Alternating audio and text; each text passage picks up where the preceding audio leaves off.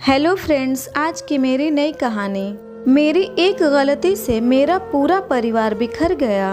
मैं जब भी मंदिर जाती थी तो रोज शाम को मंदिर की सीढ़ियों पर बैठी उस अधेड़ उम्र की महिला पर मेरी नजर ठहर जाती थी।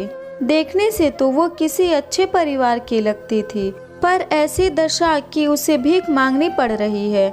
आखिर उस महिला की उस दयनीय स्थिति का क्या कारण रहा होगा? मैं मन ही मन कयास लगाती और रोज वापस घर पर आ जाती थी। सुबह को गृहस्थी के 10 काम रहते हैं तो मंदिर जाना नहीं होता था, पर मैंने शाम को जाने का नियम बना रखा था। गोरा रंग, उस पर दमकती लाल बिंदी, पर मैले वस्त्र, वो इतनी भीड़ में भी मेरा मन आकर्षित कर लेती थी। आज बच्चे भी जन्मदिन की पार्टी में गए थे और पति भी देर से ऑफिस में ही खाना खाकर आने वाले थे, तो मैंने भी 2 लोगों का खाना पैक किया और मंदिर चल दी। ईश्वर के दर्शन के बाद मैं नीचे सीढ़ियां उतरी और उस महिला को वहां मंदिर के पास ही बने विशाल बरगद के पेड़ के नीचे चलने की ओर इशारा किया। पहले तो वो थोड़ी सकपकाई, फिर मैंने खाने की ओर इशारा किया तो वो वहां मेरे साथ चल दी। मैंने उसके साफ पानी से हाथ धुलवाए और उसकी ओर मेरी थाली लगा दी और उससे खाने का आग्रह किया, पर वो चुप रही। मैंने फिर जोर दिया कि आप खाना खाइए, मैं आपके लिए खाना बनाकर लाई हूँ। वो कुछ देर चुप रही, फिर बोली, आप तो मुझे जानती भी नहीं, फिर क्यों एक अनजान को खाना खिला रही हैं? मैं भी औरों की तरह भीख मांगकर अपना पेट पाल लूंगी, आप मुझ पर ये विशेष दया क्यों दिखा रही हैं? मैं इस तरह आपका खाना नहीं खा सकती हूँ। और उसने इनकार कर दिया, जबकि उसके चेहरे से लग रहा था कि वो काफी भूखी है। वो मैं रोज मंदिर आती हूँ तो मैं आपको देखती हूँ, तो मुझे लगा कि आप किसी अच्छे घर से हो। इस तरह भीख मांगना तो मुझे आपकी मजबूरी लग रही थी, और आज पति और बच्चे भी घर नहीं थे, तो मैंने सोचा आपके साथ ही खाना खा लूं, इसलिए मैं ले आई। आप मना मत कीजिए, छोटी बहन बस प्यार से कुछ खिला रही है। मेरे दोबारा आग्रह को वो टाल नहीं सकी। खाना भी बड़े अदब से खा रही थी। खाना खाते खाते उनकी आंखें भर आई और वो बोली, बड़े दिनों बाद इतना अच्छा खाना खाया है। आप कुछ काम क्यों नहीं करती? इस तरह भीख मांगना तो आपको शोभा नहीं देता है। आप कुछ भी कर सकती हैं, लोगों के घरों में झाड़ू पोछा, बर्तन, या फिर खाना बनाने का काम, या कोई सिलाई का काम। आप आत्म स्वाभिमान से जी सकती हैं, फिर भीख मांगने का ही काम क्यों? मैंने उत्सुकतावश पूछा। वो फीकी हंसी हंसते हुए बोली, मुझे कुछ काम आता ही नहीं है, कभी कोई काम किया ही नहीं, तो किसी के घर पर क्या काम करूंगी? और मुझे हरदम ईश्वर के ही पास रहना है, इसलिए मैं मंदिर की सीढ़ियों में बैठी रहती हूँ। आज जो मेरी हालत है वो सब मेरे बुरे कर्मों की वजह से है। इंसान को अपने बुरे कर्मों का फल इसी जन्म में भुगत कर जाना होता है। वो आगे खुद से ही बताने लगी, मेरा नाम शोभा है, मैं बहुत ही धनी व्यापारी के घर पैदा हुई थी। घर में नौकर हाजिर खड़े रहते थे, खाने पीने की कोई कमी नहीं थी। जिस चीज पर हाथ रख देती थी वो चीज मुझे मिल जाती थी। मैं बहुत ही अहंकारी और जिद्दी किस्म की लड़की थी। पिताजी ने बहुत पढ़ने को कहा, पर मैं पढ़ाई से जी चुराती थी। जैसे तैसे करके मैंने पढ़ाई पूरी की और पिताजी ने मेरी शादी तय कर दी। मेरी शादी मुझसे भी धनी परिवार में हुई थी। कपड़े गहनों की कोई कमी नहीं थी। परिवार में सास ससुर जेठ जेठानी थे। जेठानी के कोई औलाद नहीं थी और शादी के बाद मेरी गोद जल्दी ही भर गई। मेरी पहली बेटी हुई। परिवार वालों को वारिस की उम्मीद थी, पर सबने मन को समझा लिया कि अभी तो पहली ही संतान है, हो सकता है दूसरी संतान बेटा हो जाए। मैं अपने बच्चे को जेठानी को छूने भी नहीं देती थी और उनका अपमान करती रहती थी। वो बेचारी कुछ ना कहती थी। जेठानी जी तो मुझे छोटी बहन समझ के प्यार करती थी, पर मैं ही अहंकारी थी जो उनका प्यार समझ नहीं पाती थी। दूसरी बार भी मैं गर्भवती हुई। सास ससुर ने गरीबों के लिए भंडारे लगवाए और जगह जगह दान पुण्य किए, ताकि सबका आशीर्वाद मिले और मैं बेटे को जन्म दूं। पर इस बार भी मुझे बेटी ही हुई। अब परिवार वालों का रवैया बदलने लगा।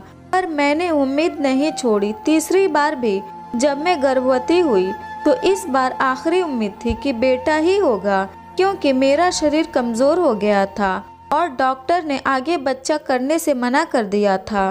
तीसरी बेटी के होने पर मैं बहुत ही रोई और उसे दूध पिलाने से भी इनकार कर दिया। पर कब तक, आखिर माँ का मन पिघला और मैं उसे भी प्यार से पालने लगी। इतना पैसा और बड़ा व्यापार जिसे संभालने के लिए कोई वारिस नहीं था। सभी ससुराल वाले चिंता करने लगे। एक दिन अचानक सुबह जेठानी जी का मन घबराया। परिवार वाले तुरंत अस्पताल ले गए तो पता चला कि वो पेट से हैं, माँ बनने वाली हैं। ये सुनते ही मेरे पैरों से जमीन सरक गई। मैं बिल्कुल खुश नहीं थी। जो पूजा पाठ हवन बेटा होने के लिए मेरे लिए करवाए थे, उनका फल उनको मिलने वाला था। मुझे लगा अगर इनको बेटा हो गया तो परिवार में मेरी इज्जत कम हो जाएगी। अब उनका होने वाला बच्चा मेरी आंखों में चुभने लगा। परिवार वाले उनका लाड चाव से करते और मैं मन ही मन जल भुनकर रह जाती थी। मैं बस अब उनका बुरा सोचने लगी थी। काश इनका पैर फिसल जाए, इनका बच्चा गिर जाए, ये पैदा ही न हो, या पैदा हो तो इन्हें भी बेटी ही हो।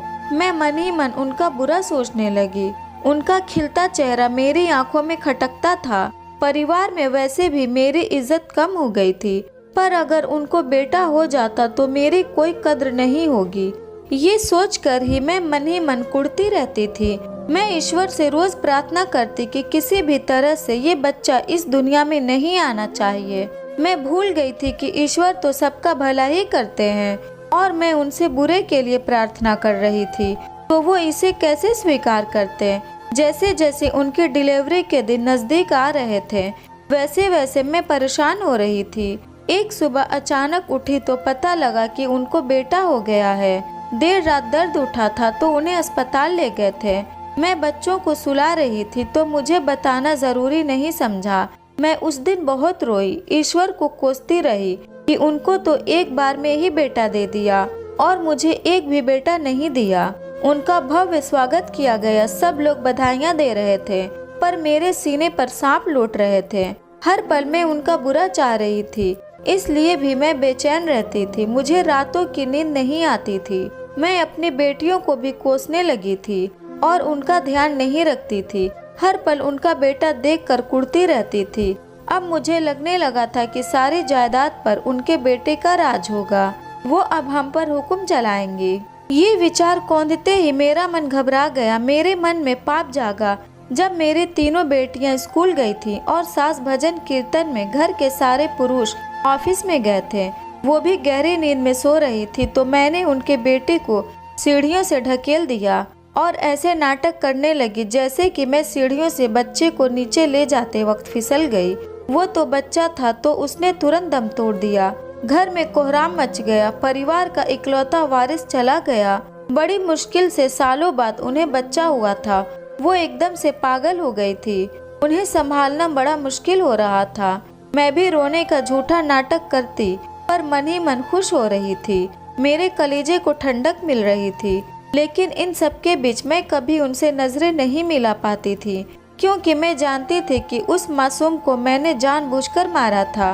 बुरा कर्म तो मैंने उस वक्त कर लिया, पर मैं इसके परिणाम से अनजान थी।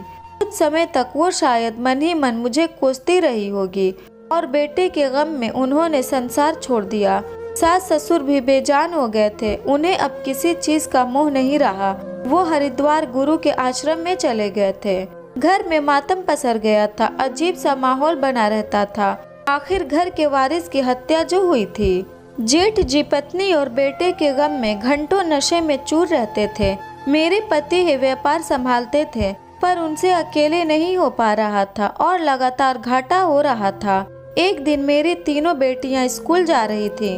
वो सड़क पार कर रही थी कि एक तेजी से आते वाहन ने उन्हें कुचल दिया। अपने तीनों बच्चों को एक साथ खोने के बाद मुझे उनके दर्द का एहसास हुआ। अब मैं पागल सी हो गई थी। जेठ जी के पैर छूकर रोज उनसे माफी मांगती थी। मुझे माफ कर दो, मैंने आपके बेटे को मारा है, मुझे सजा दो, मुझे माफ कर दो। पर उन्हें लगता था कि मैं अपनी बेटियों की मौत से पागल सी हो गई हूँ। ईश्वर ने मुझे खुद सजा दे दी थी।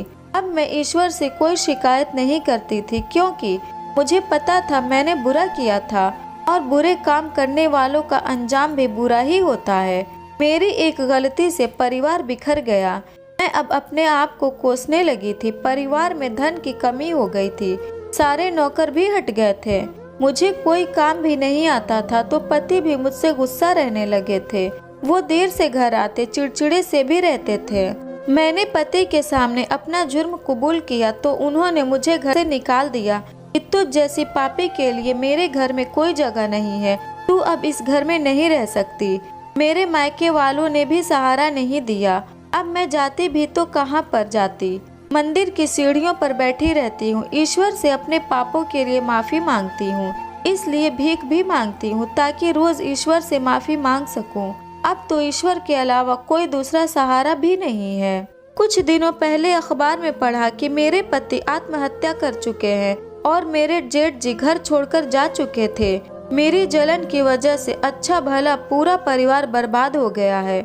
जेठानी जी ने मुझे छोटी बहन की तरह प्यार किया, पर मैं ही उन्हें बड़ी बहन ना बना सकी।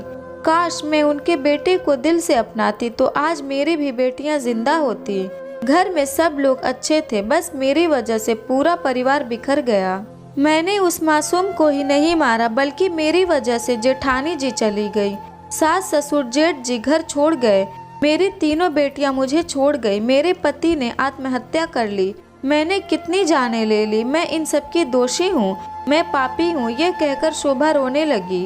उनकी कहानी सुनकर मेरा मन उनके प्रति घृणा से भर गया। कोई कैसे इतने से मासूम बच्चे की जान ले सकता है? किसी के साथ बुरा करने वालों का यही अंजाम होता है। किसी के बारे में बुरा सोचने से भी आपके कर्म खराब ही होते हैं और कर्मों के फल से कभी बचा नहीं जा सकता है। अच्छा करोगे तो अच्छा फल मिलेगा और बुरा करोगे तो बुरा फल मिलेगा। इंसान का सबसे बड़ा धर्म ही यह है कि यदि किसी का अच्छा नहीं कर रहे हो तो किसी का बुरा भी मत करो। शोभा मेरी तरफ एक उम्मीद और विश्वास से देख रही थी। उनकी आंखों में पछतावा था, पछतावे के आंसू थे, पर उनके पछताने से तो जो बुरा हो चुका है वो तो नहीं सुधर जाएगा। अब मेरे मन में उनके प्रति कोई सहानुभूति नहीं रही। मैं चुपचाप अपने घर वापस आ गई।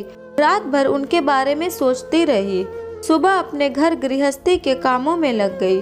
शाम को हमेशा की तरह मंदिर गई तो न चाहते हुए भी नजरें उन्हें ढूंढने लगी। तभी किसी ने बताया कि कल रात को ही मंदिर की सीढ़ियों में उनके प्राण निकल गए। ईश्वर बड़ा दयालु है, वो प्रायश्चित करने वालों को जल्दी ही मुक्ति दे देता है। बुरे कर्म करने से पहले ही उसके अंजाम के बारे में सोच लेना चाहिए, क्योंकि बुरे कर्म का फल हमेशा बुरा ही होता है। इसलिए हर इंसान के बारे में सदैव अच्छा सोचें और अच्छे ही कर्म करें। इस स्टोरी से आपने क्या सीखा कमेंट करके ज़रूर बताएं। और वीडियो अच्छी लगी तो इसे लाइक करें और नए हैं तो हमारे चैनल को भी सब्सक्राइब करें।